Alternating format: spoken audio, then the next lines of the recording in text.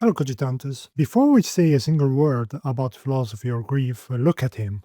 White hair, black uniform, shorts, knee-high socks. He looks like a kid, not a soldier. A kid who got dressed for school in a Yorha color scheme. A character who looks completely harmless. And then dares you to pay attention to why. Because every single design choice here is a deliberate lie. The black uniform. Yokotaro said it himself. Black is what you wear in a funeral. Every Yorha android on that battlefield is dressed for their own death. They just don't know it yet. The white hair. In Japanese visual language, manga, anime, games, white hair on a young character often suggests purity, artificiality, otherworldliness, or someone marked by something they couldn't survive intact. Nanes starts close to one, he ends close to the other.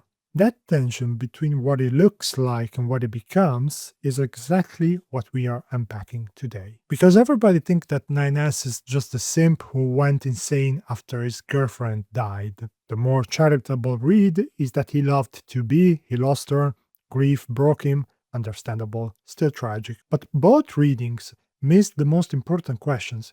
Why was 9S already like this before 2B died? Because from the beginning, before anything terrible happens, 9S has one defining trait: the compulsion to scan, classify, and know. Every machine is a data point, every anomaly is a problem to solve. The unknown isn't interesting to him, it's a threat. That's his design.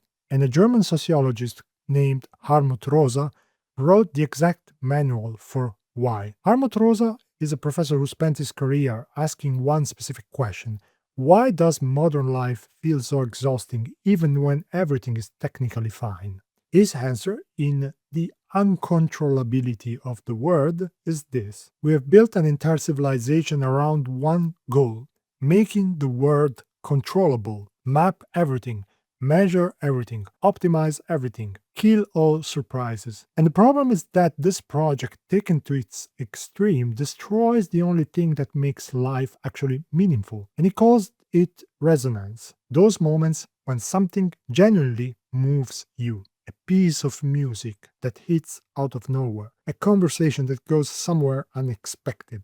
The feeling that the world is actually speaking back to you. Resonance, Rosa says, cannot be forced. You cannot schedule it. 9S is that argument made into a playable character. Here is the analysis in 5 points. Number 1. He experiences the world as a to-do list. Rosa has this observation that hits different once you've played the game. The modern people don't experience the world, they process it. You wake up to an alarm, not because your body is rested, but because a schedule demands it. You open your phone, you check your messages, your tasks, your calendar. The world becomes a list of problems to get through before bed.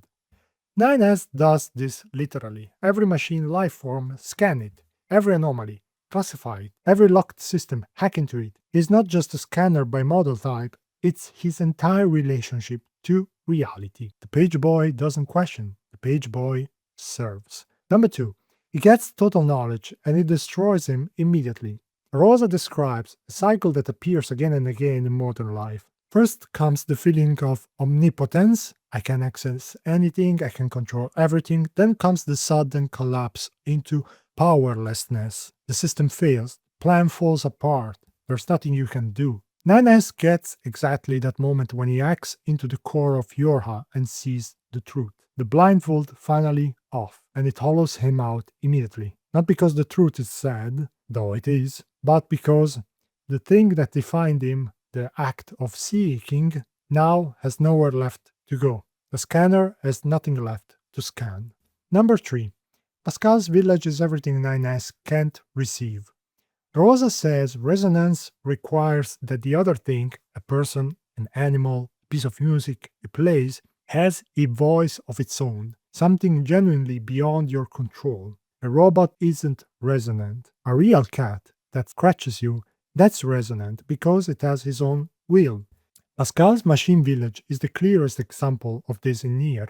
The machines discovered curiosity, music, philosophy, kindness. They stopped following their program and started becoming. They've exactly what Rosa means by a voice of their own. And 9S cannot fully receive this. These machines are interesting. but it keeps them at analytical distance. Then in root C, Pascal loses his children. But notice what the game does. It does not give that scene to 9S, it gives it to A2. Pascal asks A2 to erase his memory, because the grief is unbearable. That scene would require a true response to another being's pain, not another system's data, and it is structurally withheld from 9S, because he's trapped in the logic of hunting, decoding, and revenge. Number 4.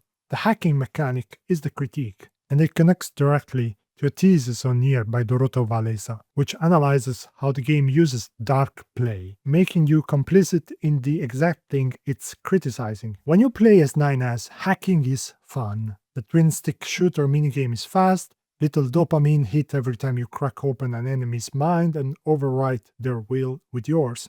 Rosa would call this the pleasure of control, the joy of making the uncontrollable controllable. 9S isn't understanding the machines, he's replacing them. He's not listening to their voice, he's erasing it. Every hack is the exact opposite of resonance, and you enjoy it every time. So the fanny pack isn't a joke, it's a weapon, and you just didn't notice.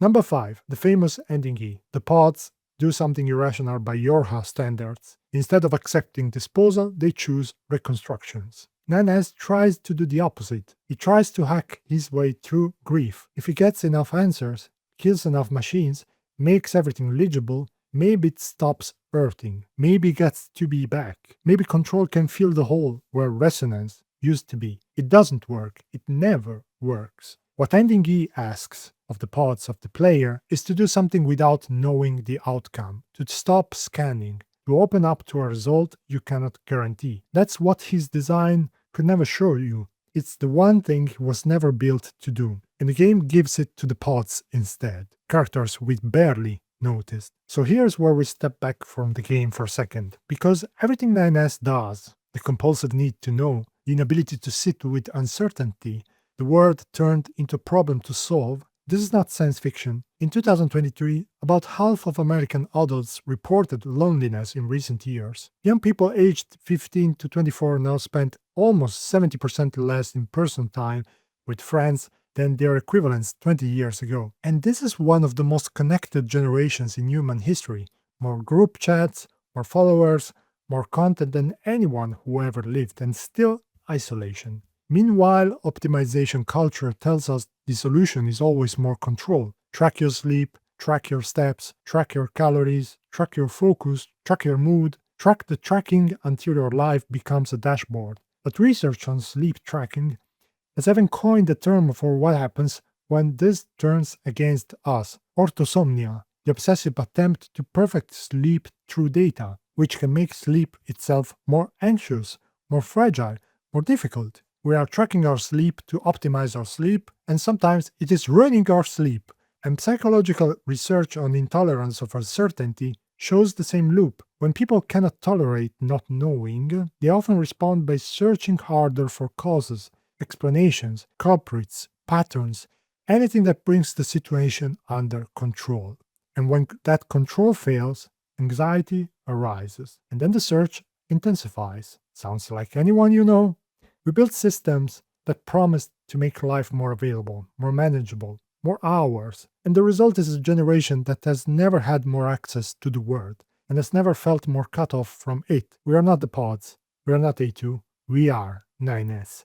Shorts, socks, fanny pack, blindfold, and all.